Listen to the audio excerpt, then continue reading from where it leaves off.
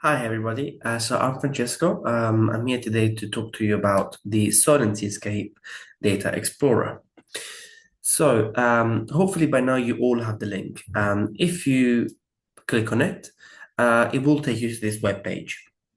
This is a typical layout of an interactive map, with the map on the left, layers and legend on the right, with some links on the top. So I'm going to focus first on the map, and then I'm going to move on to the rest. When it comes to navigation, you can easily move it using your mouse by clicking and dragging, or zooming in by moving your mouse as well. You can also zoom in by using the plus sign, plus symbol on the top left here, or the minus to zoom out. Now, if for some reason you find yourself away from the Solent, you can easily click the house icon here, and it will take you back home. Now, on laptop, you're not really able to change the orientation of the map, but you can on phones. So if you're on a phone using the map and you find yourself that you want to go back on the orientation that the map was originally, you can click the compass here. At the bottom right here, we have three different widgets. We have bookmarks, print, and base map. If we click on bookmark, a small window here on the left comes up. So these are here so that if you click on them, so harbors, it will zoom to the relevant area. So harbors, Southampton Water, Cowes, and West Solent. We can use these two arrows to collapse or expand this window. We can also click on the X to close it. Now we also have print. So that allows you to print it in a landscape, a portrait, or just a map. You can add the title and any other relevant information required for the printing. Now, bear in mind, because I have an example of a print of a map later on. We also have base map gallery. So at the moment we're using the light gray canvas, but we can change that into the Google satellite imagery or any other map allowed by this software. So we have topographic, OpenStreetMap view, oceans, and others. We can actually expand the map view to the full screen by using this gray squared icon here on the right, bottom right. So as you can see, it takes up the whole screen, and we can use, again, at the bottom right, that same icon to make it smaller again. At the top right, we have another type of expanding icon with these two arrows. This actually only hides the layers and legend. So as you can see, now the map is bigger, it's easier to view, but we just don't get to see the layers or the legend. We can click on the X to bring them back. At the top right, we also have a magnifying glass. That allows us to look at any addresses that might be relevant or interested. So for example here, I'm going to be looking at Hamble.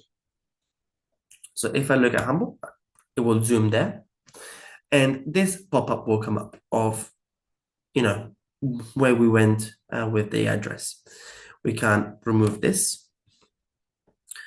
Do remember that the address will take you, because the addresses are global, we can even go to America. So if you do find yourself in a completely different part of the world, we can again click on the house and it will take you back to the Solent.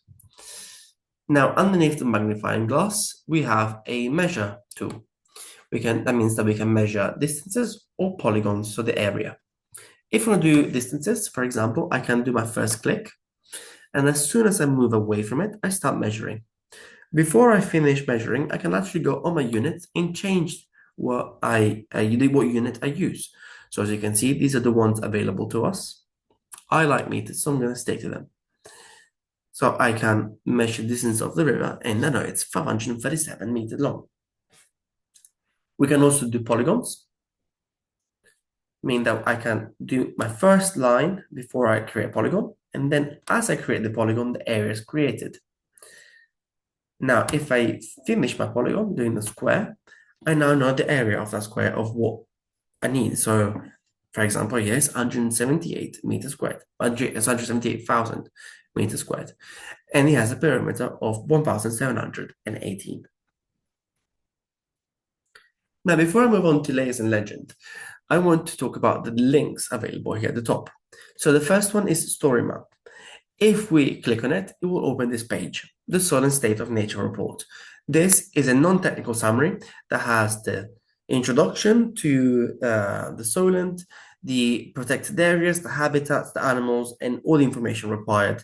And I will allow you to look at this in your own pleasure, as I do not have the time to go through it today. The second one is the user guide. When you click on it, it will open a page and will allow you to download a PDF version. So the one I use here is this one. So it's just a tutorial, a written tutorial that I'm giving you today. Here it also shows you the example map that you can obtain from printing. So as you can see, you have the map here with the figure and the relevant shapefiles. Now let's go back to our Data Explorer. Our third link is about. When you click on it, this pop-up comes up explaining what Data Explorer is. It allows us to download the user guide, which you can also do by clicking the link above, or to download the attributions. It also mentions all of our partners. The fourth one is attributions. So when you click on it, again, it opens a page and then allows you to download the PDF to take us here to this document. Here we have the links to every single shapefile used in the Data Explorer. So you can actually click on those links and download them yourself if relevant to what you need to do. Now going on to layers and legends.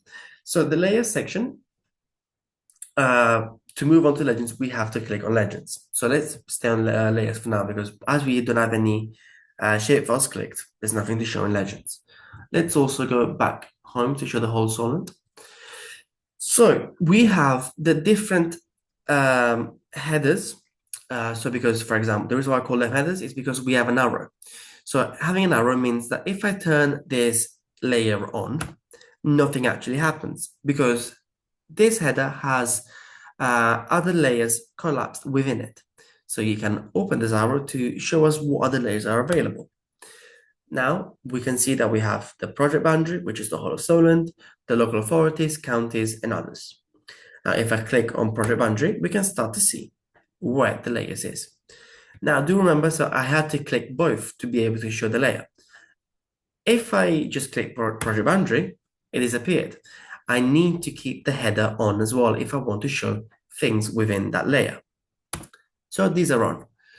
Now we know that the red line is the project boundary. So if you go in the legend, we can start to see it.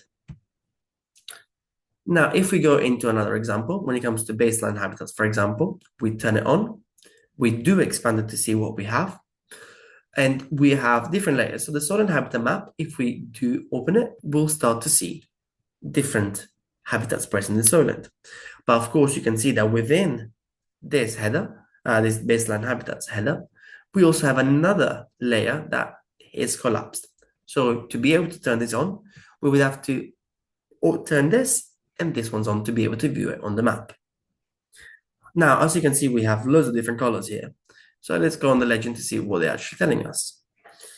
As you can see, each single color is a different habitat. So if we zoom in to just more detail, we can look at this light brown, which should be subtitled muddy sediments here. If we click on it, we can also double check that. So the habitat description is in fact the subtitle muddy sediments. And it also gives us more information on the area that we know in that polygon is, where the source is, the units code. Now, when you move around, you can see that this gray box actually hides a lot of the information that we want to be seeing right now. So we can actually click this and put it at the top right.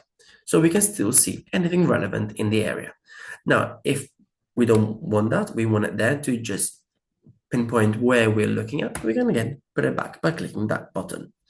I hope this was useful. Any questions, speak to my colleagues or feel free to email me. Thank you.